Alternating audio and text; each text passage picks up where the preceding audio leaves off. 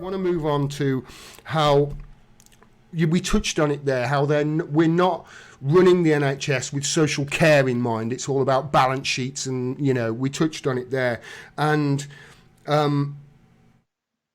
it's becoming more about almost the extraction of information. And there was a fantastic segment in that movie that gave the example of Pharmacy to You. Do you remember them getting their massive fine?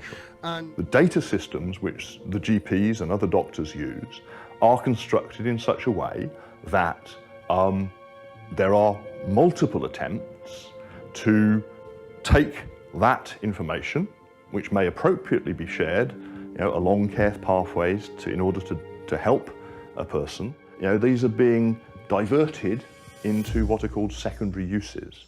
Med Confidential was receiving fairly regular contact from patients saying that they had gone to their doctor and been given a diagnosis, and a short while after, a couple of weeks or so, they started to receive junk mail about or relating to the diagnosis. It was pretty clear that this wasn't, the doctors sort of, selling on patient information. There must have been some point in the information flows where this information was being passed on to marketers. The largest supplier of GP IT systems, that's EMIS, had been working with an outfit called Pharmacy to You that provided a module within EMIS Web that doctors could offer to their patients and say, would you like to receive your medications through the post? Operating for over a decade,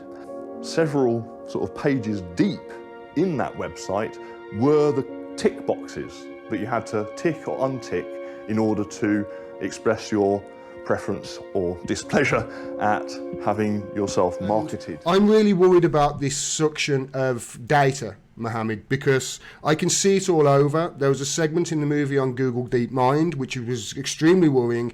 And then you look at these governments that have, as you say, over the last 3-4 decades, systematically been breaking it down. You look at their swing towards authoritarianism at the same time. This is bloody frightening, isn't it, Mohamed? Well, especially when you consider we know what it looks like. We don't even just have to completely guess what a future healthcare system looks like when it's a mishmash between part private and public and subsidies and outsourcing. We've seen the decline in the quality of service that people have received. We've seen the decline in the number of beds, right? So after the 1980s, the introduction of the internal market that we've described, and that is described quite well in the film. Then you have the 90s, the late 90s and early 90s, where you have further marketization, further privatization, and all these private finance initiatives, which result in all kinds of perverse consequences, including hospitals being hospitals which are, even by the market standards, they're fine, they don't have debt, being deliberately sold off to pay for the debt of neighboring hospitals that have been funded by these private finance initiatives, right? So it's completely perverse in its consequence. It's like, as Dr. Bill said to me yesterday, it's like your neighbor having to sell off his house to pay for your gambling debts. Right, and it describes the perversity quite well, and that's built into the system. And every single private finance initiative built hospital, which is over 100 over the last 20 years, right? Every single one of them, when they do build them up, they sell off older assets, so maybe a previous hospital or land, and the ones that are built have fewer beds. So the UK now has the third lowest bed to population ratio in the whole of the EU, and the highest if you compare it to countries like Germany, the lowest if you compare it to countries like Germany, France, so comparable economies. So it's the third lowest in the whole of the EU, or just flat out lowest if you want to compare like for like in terms of the size of the economies in the countries. And that's shocking when you just see the decline in number of beds, and that's a direct consequence of the supposed like quality of the marketplace. So then when we get to the next stage, what you're talking about, which is big data, right, which that's the next big gold mine, as it were, is human beings' information. And data is valuable. It's valuable for government. It's valuable valuable for corporations.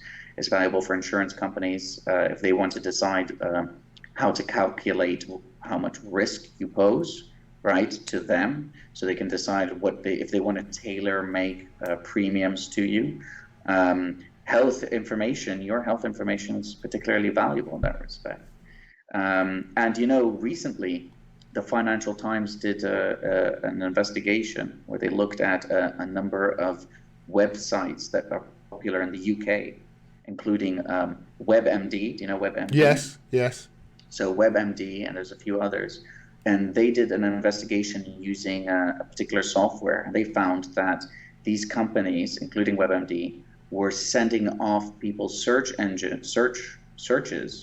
to companies like Google and Facebook and others, as selling it to them, even though in some cases actually it looks like that violates data protection law, EU data protection law, which is also implemented in the UK. And that includes people typing in words like abortion or suicide, things like that. So can you imagine like how serious that is? If I go to WebMD and I've used it, right, it hadn't occurred to me in my head that actually they might be providing that information, which could, with sophisticated algorithms, might be able to be tracked back to me.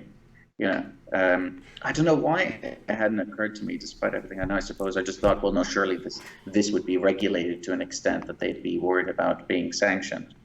But so that's a perfect example of what you're talking about. That was just a small one-day investigation that they did. They spent an entire day. Yeah, and the pharmacy TU, they got was it the largest fine for doing this, from selling? I mean, the selling off of data in this way, it's incredible. NHS data. That example, the pharmacy for you, right? Didn't they get NHS data? Yeah, it was 1 million the patients. Same sort of situation as you've got with apps with Cambridge Analytica and whatever. It was a choke point of information that basically pharmacy to you were taking advantage of and then just selling it off. It was a choke point for NHS data that specifically happened because of the way they had changed the systems to be more inefficient. It was mind-boggling.